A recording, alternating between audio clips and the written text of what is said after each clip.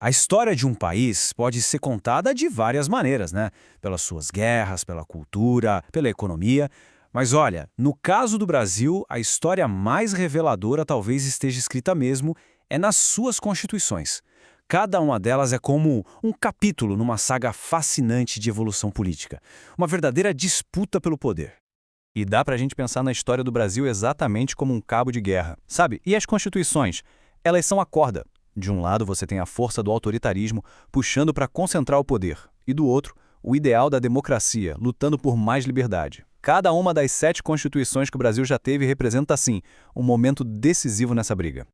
Mas é importante lembrar que uma Constituição não é só um livro de regras, um documento qualquer. Ela é uma ferramenta, uma tecnologia social que foi criada com um propósito bem claro: limitar o poder do Estado e, com isso, proteger as liberdades. É exatamente por essa lente que vamos olhar a jornada do Brasil. Então vamos começar pelo lado mais forte e centralizador desse cabo de guerra. Porque em vários momentos da nossa história, a corda foi puxada com muita força. E as constituições não nasceram do debate, não. Elas foram impostas, de cima para baixo. Essa era autoritária teve 3 momentos principais. O primeiro, em 1824, logo depois da independência, com a imposição do poder imperial. Depois, em 1937, com a ditadura do Estado Novo de Getúlio Vargas. E, por fim, em 1967, para consolidar o regime militar. Olha só, mesmo separadas por décadas, todas elas tinham um objetivo em comum: concentrar o poder nas mãos de poucos. A Constituição de 1824 é um caso fascinante. Dom Pedro I, ele não se contentou com os 3 poderes clássicos, o executivo, o legislativo e o judiciário. Não, ele inovou, criou um 4º poder só para ele, o poder moderador. Na prática, isso o colocava acima de todos os outros, tornando a figura do imperador, e eu cito, inviolável e sagrada. Dando um salto para o século XX, as ditaduras de Vargas e dos militares pareciam seguir uma mesma cartilha. O poder ficava todo concentrado no executivo. Partidos políticos, extintos. A imprensa, censurada. Direitos individuais, suspensos. E a justificativa era sempre a mesma, a tal da segurança nacional. O AI-5, por exemplo, ao acabar com habeas corpus para crimes políticos, deu um golpe devastador na liberdade. Mas como em todo cabo de guerra, para cada força existe uma reação, né? Então, agora vamos ver como o Brasil conseguiu puxar a corda de volta para o lado da democracia. Essa reação democrática também veio em 3 grandes ondas. A de 1891, que marcou o fim do Império e o começo da República. A de 1934, que foi impulsionada por novas forças sociais, como os trabalhadores das cidades. E a de 1946, que surgiu com o fim da ditadura Vargas e a derrota do fascismo na Segunda Guerra. E o contraste entre a Constituição autoritária de 1937 e a democrática de 1946 é impressionante.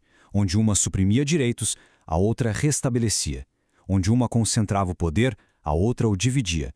A pena de morte foi abolida, a censura foi extinta e os partidos políticos puderam finalmente voltar a existir.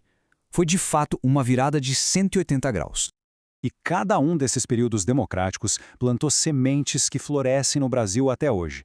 Pensa bem, a separação entre igreja e Estado, o voto feminino, a justiça do trabalho, direitos básicos como a jornada de 8 horas, isso não foi só lei não. Foram passos gigantes na longa jornada para expandir a cidadania no país.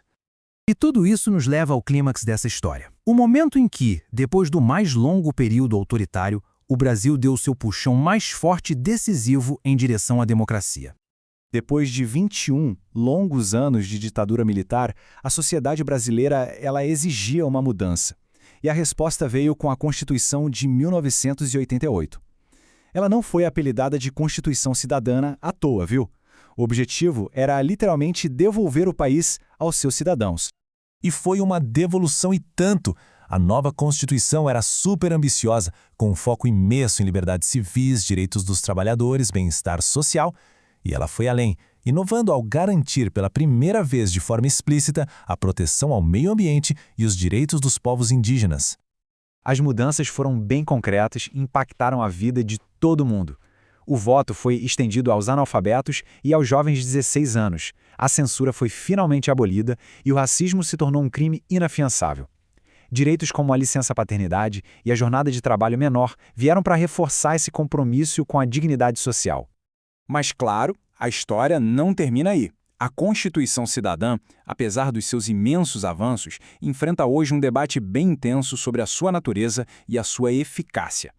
Uma das críticas mais fortes é justamente a sua ambição. Ao tentar garantir tudo para todo mundo, ela se tornou extremamente detalhista. Tem uma citação famosa que captura bem esse sentimento, descrevendo a Constituição como uma usina de direitos infinitos e nenhum dever.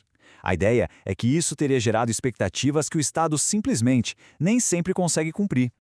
E essa natureza detalhista e, muitas vezes contestada, leva a uma consequência direta: a mudança constante. Desde 1988, a Constituição foi emendada mais de 100 vezes. É um número impressionantemente alto. Para a gente ter uma noção do que isso significa, é só comparar. A Constituição dos Estados Unidos, lá de 1787, tem só 7 artigos e foi emendada 27 vezes em mais de 200 anos.